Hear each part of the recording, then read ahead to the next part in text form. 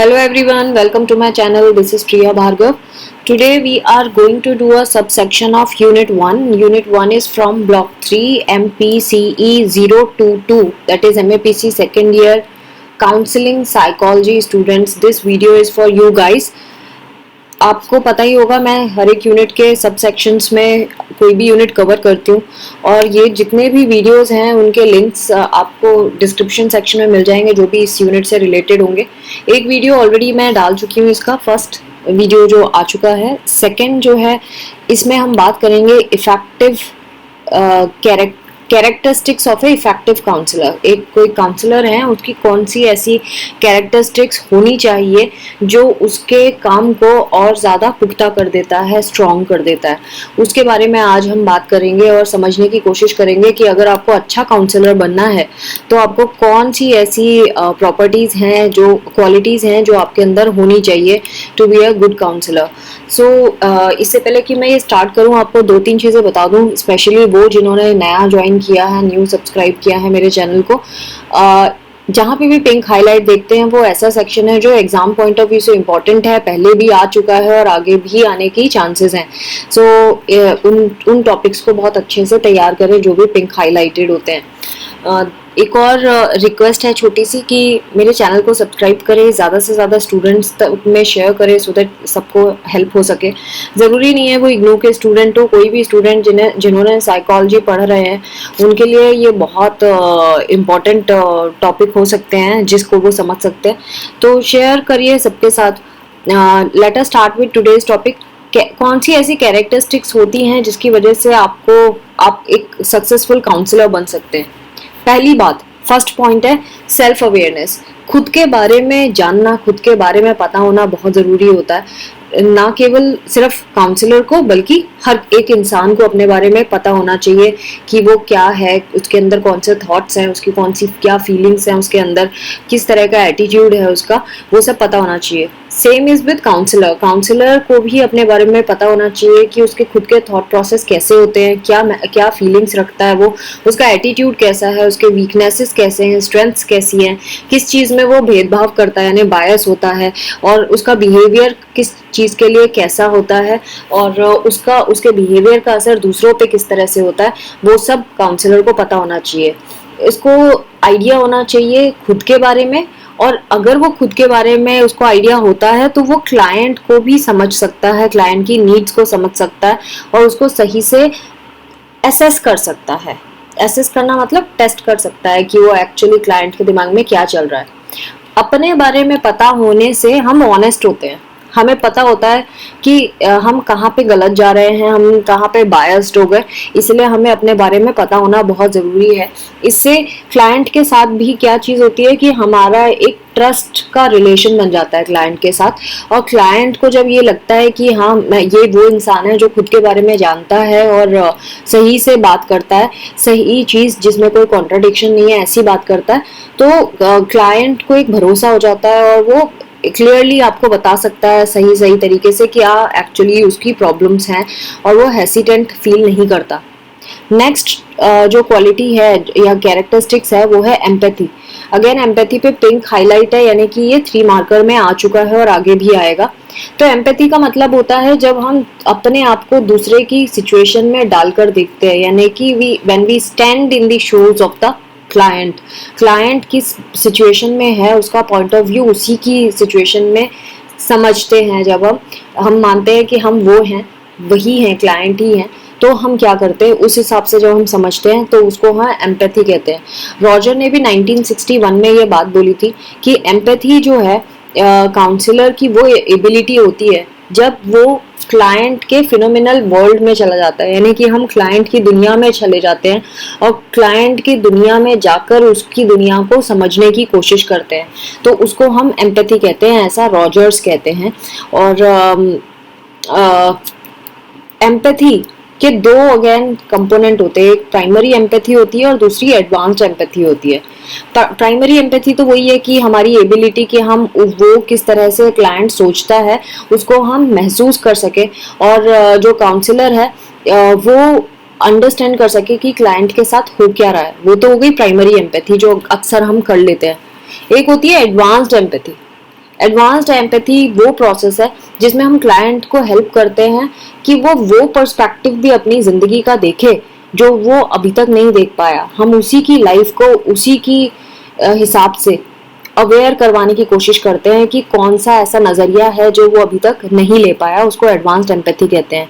उसके इश्यूज को दूसरे तरीके से हम दिखाने की कोशिश करते हैं, उसके इमोशंस को उसको और अच्छे से अवेयर होने की को हेल्प करते हैं।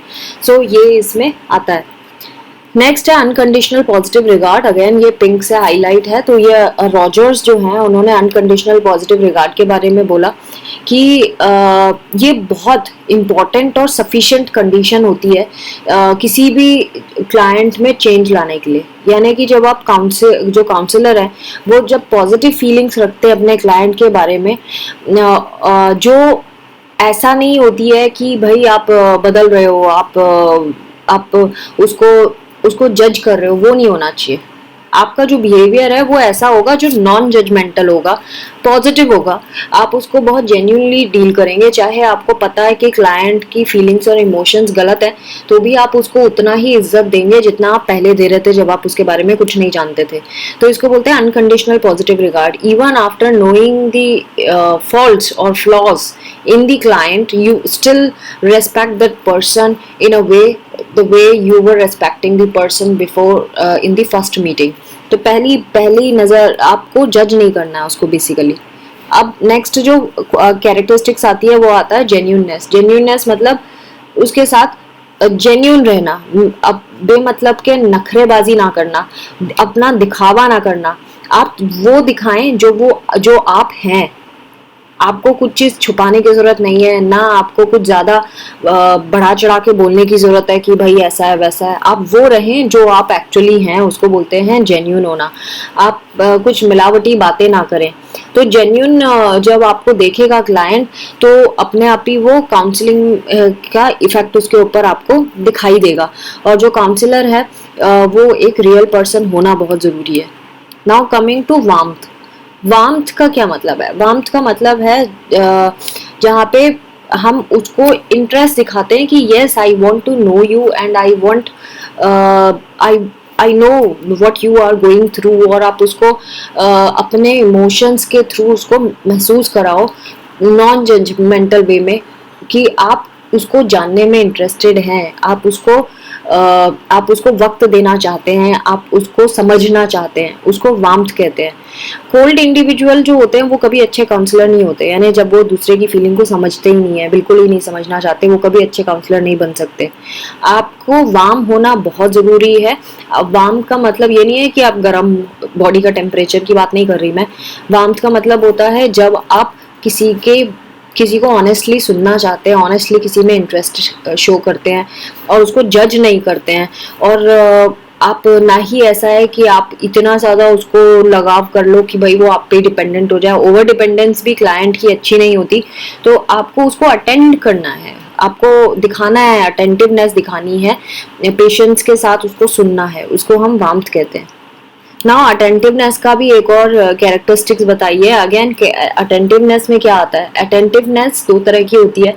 हम इसको दो तरह से शो कर सकते हैं, वर्बल वे में एंड नॉन वर्बल वे में। वर्बल वे तो आपको पता है कि बोल के आप जब बात करते हैं क्लाइंट से, किस स्टाइल में बात कर रहे हैं, किस टोन में बात कर रहे हैं, किस तरह से उसकी बातें सुन रहे हैं और डिस्कस कर रहे हैं, और बार बार उससे रिपीट करके बताते हैं, क्लैरिफाई करते हैं कि मैम मुझे ये समझ आया कि आप यही बोलना चाहते हैं। उसको और रिक्वेस्ट करते हैं कि इस बात को अच्छे से समझाओ, या फिर आप समराइज करते हैं अपनी उसकी फीलिंग्स को समराइज करके बताते हैं। तो ये सब वर्बल वाली बात होती है।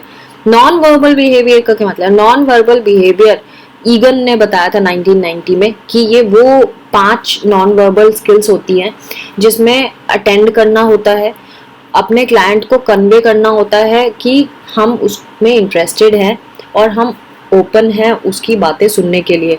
आप इसको आंखों से भी कर सकते हो, बहुत तरीकों से कर सकते हो। अब जो मैं टॉपिक इसके आगे बता रही हूँ अटेंटिवनेस में, वो देखिए सोलर, SOLER, ये एग्जाम में आ चुका है, मेरे एग्जाम में आया था। और सोलर का फुल फॉर्म पूछते हैं तो S से होता है स्क्वायरली। यहाँ पे देखिए इटैलिक्स में लिखा है, थोड़ा तिरछा तिरछा दिख रहा है, इसको इटैलिक्स कहते हैं। तो ये इटैलिक्स में इसका फुल फॉर्म लिखा है। सोलर हो गया, O से हो गया ओपन, ये देखो ओपन। L से हो गया लीन, ई से हो गया आई एंड आर से हो गया रिलैक्स। तो इसका फुल फॉर्म इस तरह से बनता है सोलर का, ये एक्रोनिम है। जो शॉर्ट फॉर्म होते हैं ना उनको हम एक्रोनिम्स कहते हैं।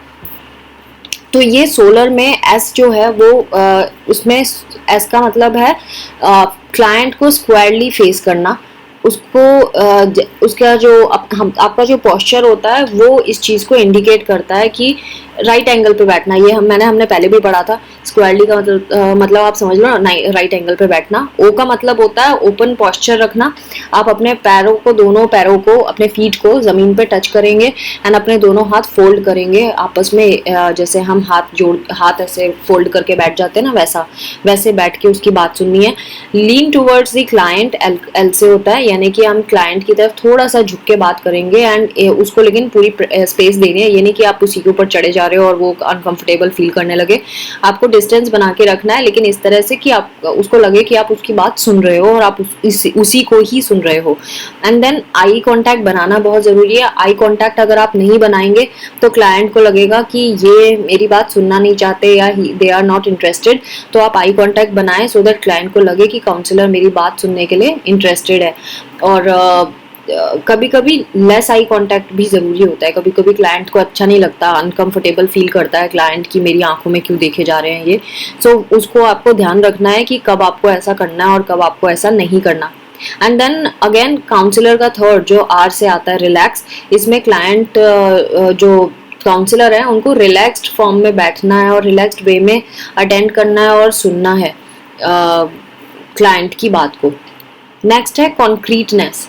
कॉन्क्रीटनेस वो एबिलिटी होती है जिसमें आप जो सुनते हैं वो विदाउट जजमेंट सुनते हैं। आप वही सुनते हैं जो क्लाइंट कह रहा है, आप अपने मन से कुछ इम्प्लाई नहीं कर लेते, आप उसका मतलब नहीं निकालते हो। जब आप वो जो क्लाइंट कह रहा है वही सुनते हो और उसका मतलब नहीं निकालते तो उसको हम कॉन्क्रीटनेस कहते हैं। ये बहुत इंपॉर्टेंट है काउंसलिंग प्रोसेस में, और काउंसलिंग प्रोसेस इसी वजह से सक्सेसफुल या फेल हो सकती है।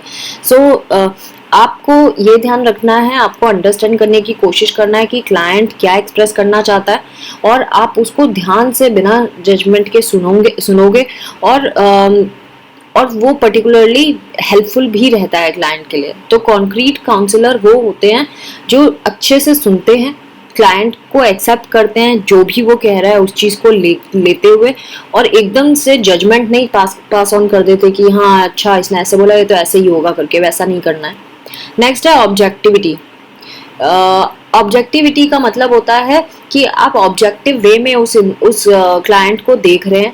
आप आराम से बैठ के सुने वो क्या कह रहा है। आपको अपने आप से परसेप्शंस नहीं क्रिएट करना, आपको अपने बायसेस उसमें थोपने नहीं है कि भाई मैं तो ऐसा समझता हूँ कि ये चीज़ है और ये ऐसे कैसे समझ रहा है, गलत समझ रहा है। इस तरह से आपको जजमेंट नहीं पास करना है, अपने बायसेस को अलग रखना है।